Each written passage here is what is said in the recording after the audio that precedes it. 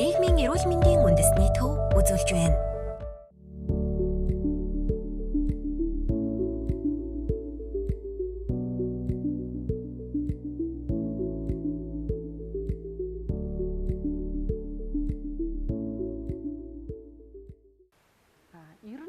Ерөнхий утгаараа бол вакцин гэдэг утгаараа адилхан. Яг л тэр вакциныг болохоор зэрэг технологи нь өөр өөр гэж бид нар ярьсан тийм ээ.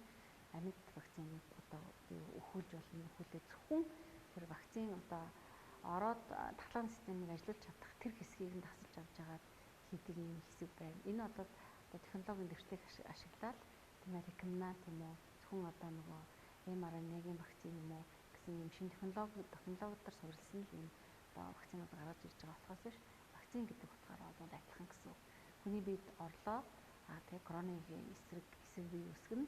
За энэ эсрэг бие нь болохоор дараа нь коронавигийн үүсгэгч одоо вирус биед орж ирэхэд зэрэг тэрийг барьж авч тусгана л гэсэн. Нийгмийн эрүүл мэндийн үндэсний төв.